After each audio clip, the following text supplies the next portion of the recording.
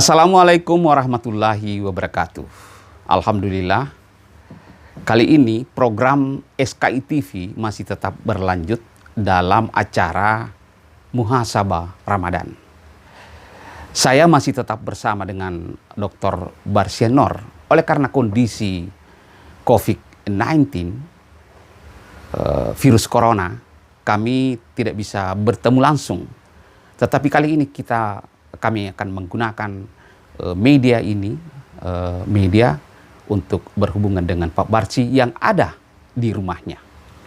Baik saudara, para pemirsa SKI TV, kehadiran manusia di muka bumi ini itu disertai dengan ada harapan dari manusia itu. Ada cita-cita dan ada tujuan.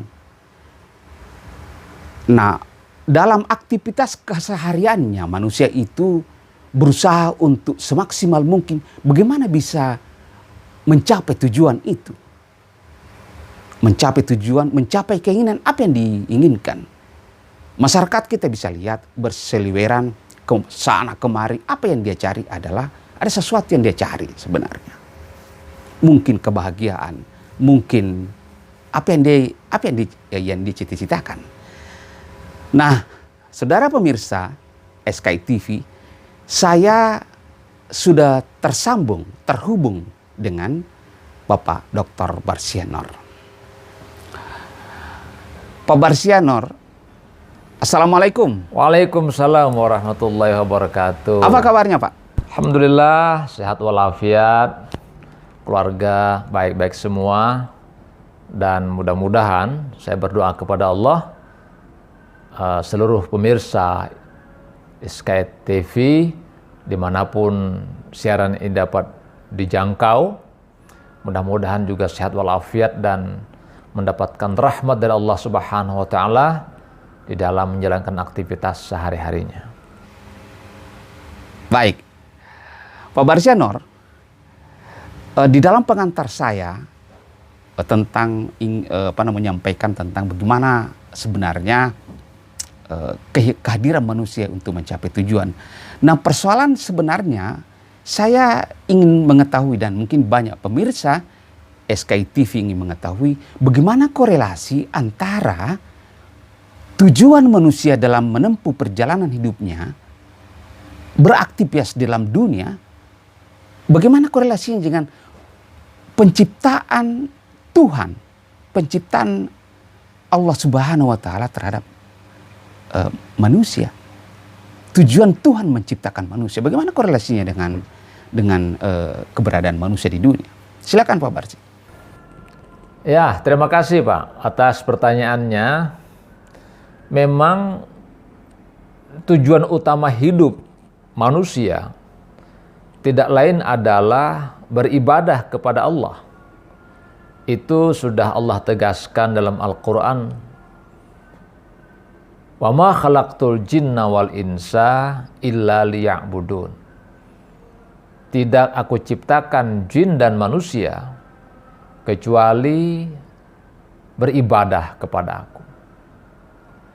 Hanya mungkin yang perlu kita gali adalah ibadah dalam multi perspektif. Sebab biasa saya telaah, saya pelajari dari sejumlah orang-orang yang saya wawancarai, apakah itu masyarakat umum ataukah di majelis taklim atau mungkin melalui pertanyaan. Seringkali ibadah yang dimaksud oleh masyarakat itu identik dengan ritualitas. Jadi ayat yang disebutkan wa ma khalaqtul jinna wal insa illa liya'budun, kecuali untuk beribadah, itu selalu diidentikan dengan ritual personal. Jadi kalau kita tanya masyarakat, apa yang disebut dengan ibadah? Pasti dia jawab salat, puasa, baca Quran, haji, puasa Senin Kemis, atau mungkin juga baca Yasinan dan sejenisnya. Padahal yang dimaksud oleh Allah dengan istilah konsepsi ibadah tadi itu tidak sebatas pada ritual personal. ibadah itu dalam konsep agama adalah semua aktivitas manusia yang dilakukan. Jadi saya ulangi lagi, setiap aktivitas manusia yang dia lakukan dengan syarat satu, tidak bertentangan dengan kaidah-kaidah agama. Yang kedua, bermanfaat buat dirinya dan juga orang lain. Yang ketiga, dilakukan dengan ikhlas karena Allah Subhanahu wa taala. 3 syarat inilah yang menjadikan ibadah dalam aktivitas apapun itu bernilai di hadapan Allah Subhanahu wa taala. Jadi, kalau begitu, mengantar anak ke sekolah, kita tanya fikih mungkin tidak ada hukumnya apa. Padahal itu adalah ibadah di hadapan Allah. Pekerjaan ini mendatangkan manfaat buat keluarga, pribadi dan juga orang lain. Yang kedua, dilakukan dengan ikhlas karena Allah. Yang ketiga, tak bertentangan. Dia menjadi ibadah. Sebaliknya ibadah ritual sekalipun kalau itu dilakukan tidak berdasarkan pada 3 aspek ini, satu saja misalnya, dia salat, sudah benar, tetapi tidak ikhlas karena Allah, maka tidak ada pahalanya. Nah, jadi kita ini sesungguhnya beribadah dengan pekerjaan kita. Guru beribadah dengan aktivitas pendidikannya. Penjaga toko beraktivitas dengan kegiatan-kegiatannya.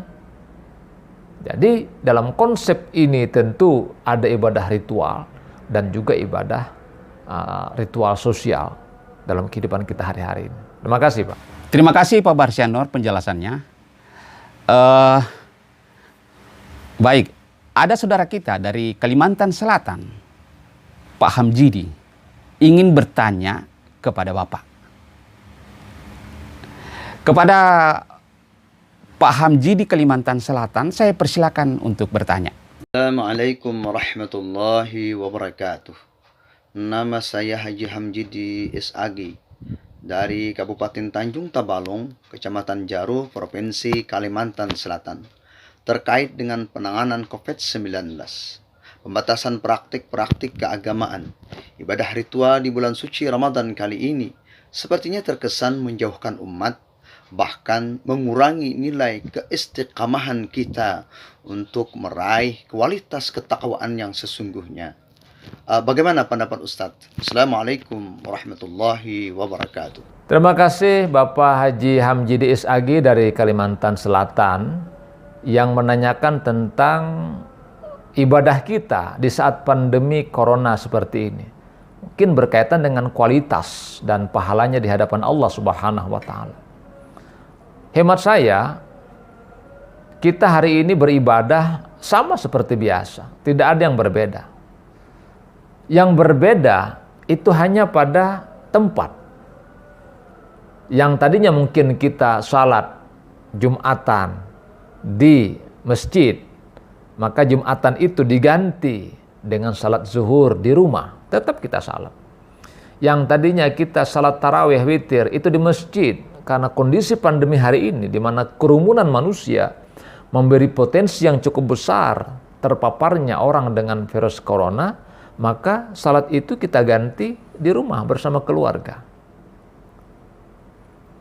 Ya, i'tikaf misalnya. Jadi dalam konteks ini kita tetap beribadah di hadapan Allah Subhanahu wa taala, dan bahkan menurut sebagian ulama pahalanya bisa lebih besar daripada pahala yang biasa kita lakukan. Disebabkan karena kita diberikan Allah cobaan yang begitu berat di tengah-tengah masyarakat hari ini, tetapi kita masih mampu bersabar dan kita bisa menjalankan tugas-tugas kehambaan ini dengan baik. Jadi masyarakat, para sahabatku dan khususnya penanya Bapak Haji Hamjidi SAG dari Kalimantan Selatan, terima kasih sudah berpartisipasi. Saya meyakini bahwa Allah memberikan ruang yang begitu luas kepada kita, bahwa masjid bukan hanya bersifat building seperti yang kita lihat pada hari ini, bangunan, tapi likulli ardin masjidun, setiap tanah itu sesungguhnya adalah tempat sujud masjid kita. Jadi jangan khawatir, insya Allah pahalanya tetap besar di hadapan Allah dengan catatan tadi, ikhlas karena Allah melakukannya, mendatangkan maslahat dan juga tidak bertentangan dengan ajaran-ajaran agama. Terima kasih banyak. Terima kasih banyak Pak Barzanul telah memberikan penjelasan. Masih dari Kalimantan Selatan juga ada pertanyaan dari Syarifuddin Fitri.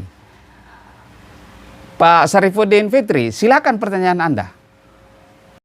Wabarakatuh. Ustadz, saya ingin bertanya. Saya Salahuddin Fitri dari Provinsi Kalimantan Selatan. Yang ingin saya tanyakan, bagaimana cara melatih diri supaya bisa selalu sabar, supaya kita bisa menghadapi musibah dengan keadaan yang diridai Allah. Demikian, Assalamualaikum warahmatullahi wabarakatuh. Terima kasih Bapak Salahuddin Fitri SAGMM, juga dari Banjarmasin, Kalimantan Selatan, yang menanyakan tentang bagaimana kiat-kiat kita membangun prinsip kesabaran di dalam hidup ini. Di dalam sebuah pepatah disebutkan as-sabru kas-sabiri murrun fi madaqatihi walakinnal awaqibahu ahla minal asali. Sabar itu kas-sabiri, seperti pohon as-sabir namanya. Murrun fi madaqati, rasanya pahit itu pohon. Walakinna awaqibahu, tetapi efek daripada kesabaran ahla minal asal, lebih manis daripada madu sekalipun. Setiap orang pasti punya masalah di dalam kehidupan. Dan orang yang terbaik adalah orang yang menerima masalah dengan kesabarannya. Sebagaimana Nabi Ayub diberikan kesabaran oleh Allah Subhanahu wa taala, mendapatkan cobaan, mendapatkan rintangan, penyakit, untuk berdakwah, dan akhirnya dia mendapatkan kebaikan yang begitu luar biasa. Kesabaran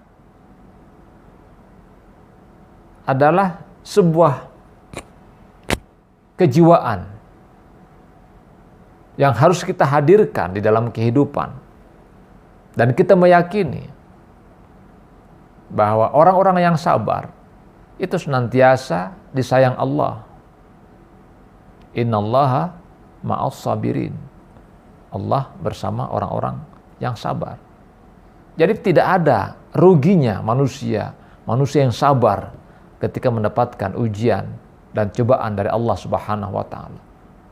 Maka cara kita bersabar itu, di samping memang Allah training dengan berbagai macam pelatihan tentang sesuatu yang tidak bersesuaian dengan apa yang kita inginkan, juga biasa kita melihat orang lain yang dapat bersabar di dalam menghadapi kehidupannya dan problematikanya.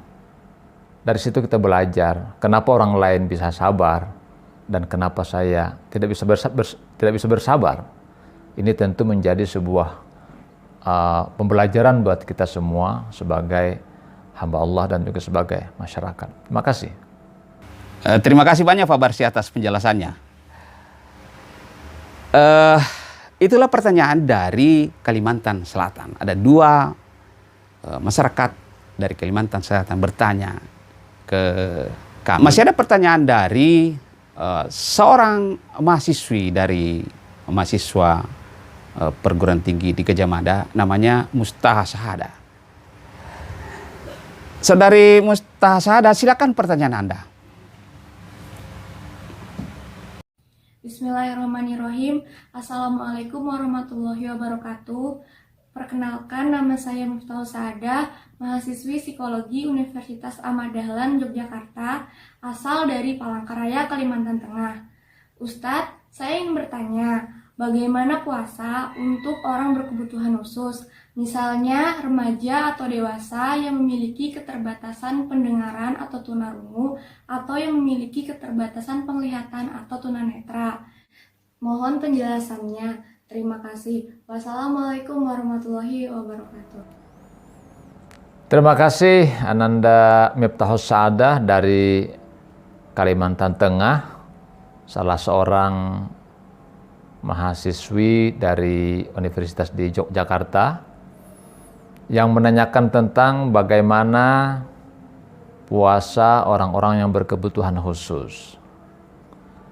Sebenarnya orang-orang yang berkebutuhan khusus memiliki kewajiban yang sama dengan orang-orang yang biasa, yang normal.